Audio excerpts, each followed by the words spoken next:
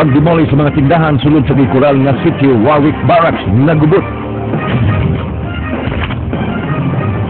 Operasyon sa mining company posibleng kansilahon kung makitaan sa investigasyon nga lugat ang ilang pagpatuman sa kaluwasan. Tulo ka tao lakip sa 16 anyos nga batanon patay human nahilo samtang nang limpyo sa septic tank. Laing duha ka suspect sa pag-ambush nila ni Atty. Noel Archival nakitaan nga nagpahugas sa sakyanan.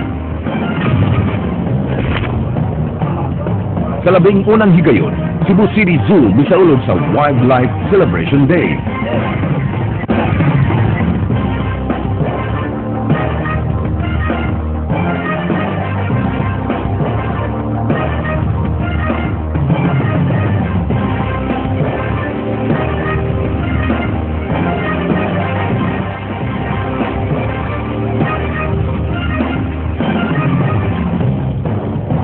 Mayo nga pong Sugbo, Kabisayan ug sa uban pang mga dapit nga maabot ning atong tulumanon.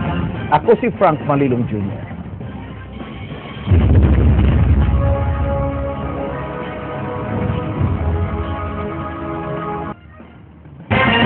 Gisugda na karong adlaw ang investigasyon sa pagkahugno sa usa ka coal mine sa Dakbayan sa Danao ni adtong Sabado. Nasayran nga usa ang namatay ug tulo ang naangol sa maong insidente. Ryan Sorote, Suginlimi. Posible nga makanselar ang mining operations kung mapamatud-an nga dili hugot ang safety measures sa coal mine. Ang pinaka-worst scenario diha nga kananglitan ng negligent repair company, ikuan na to suspend or i-cancel ang ilang coal operating contract, no. So mao na siya sa amo nga part, no. So pwede sa nga mapasaka sila kaso sa panangtan ng atong police, pwede sila pasakan og kaso. Usa na sa before na sila ganun. Ang Energy Resource Development Commission mo'y mihimo sa pakisusi sa pagkahugno sa minahan sa karbon sa Danao. Ilang gitinguha nga mahuman ang investigasyon sud sa usa ka semana. Matod ni Labios nga kompleto sa mga requirements ng SKI Energy Resource Incorporated Mining ug pasado kini sa pakisusi nga gihimo matag tulo ka buwan. Kagahapon, dili na may tsura ang lawas ni Melvin Landero human maugkat ang iyang lawas usa ka adlaw human mahugno ang ilang gitrabahuan nga mina. Matod sa kauban ini nga si Antonio Labador, masalbar paunta si Melvin. Nakapot ba ginanakon niya ang iyang dito sa akong gamot? Pwede pa managhargayan ng tamog. Karon kay akong gisampit. Ako, unsa naman kadadong? Lisod na kay kadadong. Siya. Lisod na kayo tiyo kay di na ko kaginhawa. Napiit naman siya maayo. Ya. Ito, manihaw na mo yun. Basig makuha lang na mo siya. Karon gining area na mo sa balik. Tungod sa hitabo, wala siya plano nga mobalik pa sa trabaho. Di na sa ko. Di na sa ko. Bahuan na sa gipong trabaho. Napita kay bawa na matang na delikado na yun. Suway nga gikuha sa News 5 ang habig sa mga tag-iya sa minahan, apan wala kuno sila didto ug wala pa sudla sa nagbantay nga gwardiya ang mga tigbalita. Dari wangan dia itu menang lugar. Ang namatay ang unang nakasyagit sa pagpadagan sa iyang 12 ka makauban. Salamat lang yato pero malay ito pasalamat mo. Siya lagi nakuha. Kami na libre. Hindi ito magpasalamat sa Ginoo nga wa gid nakuha. Ang managsuong Eduardo Edgardo ang katapusang nakagawas sa minahan. Nakita pa sa magsuon nga misiwil sa mga bato og yuta ang kamot ni Landero ug nangayog pakitabang. Tabangin taon ko ninyo. Ako mag-isunig tabang nimo dong kay sige pang lihok. Nadatugan mi kita pa may tabang nimo daghan na taning paunan. Gipakyaw sa Verlo Construction ang labor sa pagpatrabaho sa minahan. Matod sa mga minero, ilan nang gipahimangnuan ng foreman nga delikado na ang kahintang sa minahan. Ni lagi mo gigaw ra mo pamilya mo istorya wa man buhata. Mo ni tabo nga nakuhaan no. Kay buhat pa lagi dun tawag may tabo. Suma sa mga opisyalis sa Barangay Dunga, Danao City, kumpleto sa mga papeles sa barangay ang operation sa minahan. Buhay ba o sa silbi na human na ba nila gid og process dito sa city. Apan sa barangay level silbi nakalukat na mi sila. Bago pa lang. Bago. Maybe ang katong ilang pundasyon na dili kay ligon siguro kay anong lalos nagman. So magkanda ka taong para investigation regarding sa incident. Gawa sa helmet, wa na ilain protective gear ang mga minero. Ryan Sorote, News 5.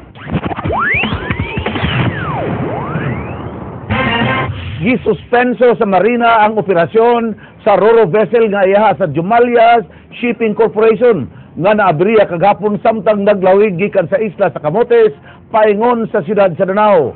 Naluwas ang tanan nga pasahero ug kargamento sa laing barko nga gipinag-iya gyapon sa maong kompanya. Andrea Patenia, Suginlimi.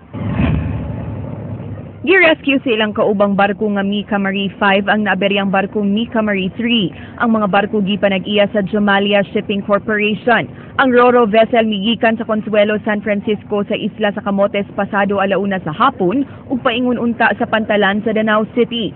Apan human sa 2 ka oras nga biyahe, kalit kining naaberya dihang nabuak ang cap bearing sa main engine sa barko. Kapin sa 1 ka oras naghuwat sa rescue ang 363 ka mga pasahero ug 17 ka crew members. Ang mga pasahero sir, ang sila na panic. Okay naman, wala man sila ng panic. Cool naman sila kay ang problema, hindi na mo tanawon. So wala yung pwedeng nga kuan ba. Rescue ang mga pasahero. If ever nila nga kuan maguban, partiyan ng main engine o sila engine, kuan pa na, magkandak pa na sila marina inspection si worker ni sa barko. Bago sila makabalik sa ilang normal nga operasyon. Matud sa Marina, wa pa nila madawat ang marine protest sa nahitabong aberya. Matud pa sa tigpamaba sa maong buhatan nga si Attorney Jose Cabatingan nga diha dayon ilang suspendihon ang operasyon sa barko. Ato man ang i-suspend to see to it na ang machinery will kanang ma-check sa atong safety engineers then working na. So definitely, di ta determine kung pila ka days ang suspension, but definitely, the suspension will take effect immediately. Andrea Patenia, News 5. Patay ang 3 ka tawo human masuffocate ilahom sa septic tank nga ilang untang gihabuan. Apil nga namatay ang 16 anyos nga lalaki nga suway untang miluwas sa mga biktima. Chinky Baguio, Suginlimi.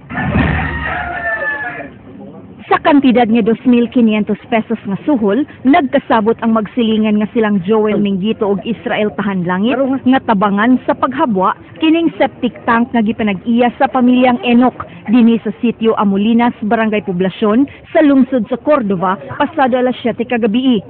Bisan sa gibubo nga usa ka galon nga muriatic acid sa septic tank, ginaog gihapon kini nilang Joel ug Israel. Mato ni Sherwin Abanyo, kinsa mo ay nagsuhol sa duha, nakugang siya pagka alas 9 dihang iyang nadunggan nga may nangayo na og tabang. Duwa sa kanang suga, kung makita nagbukal naman gud. Ang katong mga lapok, bukal ra. Mo to sumisinggit to tabang, mo to na mga silingan, mga banas mo igagaw. Ikuha ng pisik. Mo na pisik ng among palangkat ang pisik para munaog unta ko. Akong tabangan. Kung nanaog pa ko, wasi ko maapil ko patay. Atul sa hitabo, usa sa daling mitabang ang 16 anyos nga si Mark June apan sa iyang paningkamot nga makaluwas, way swerte kay usa siya sa namatay diyang apil siya nga nahilo sa kemikal nga gibubo sa septic tank. Gitakdang mo graduar karong Marso si Mark.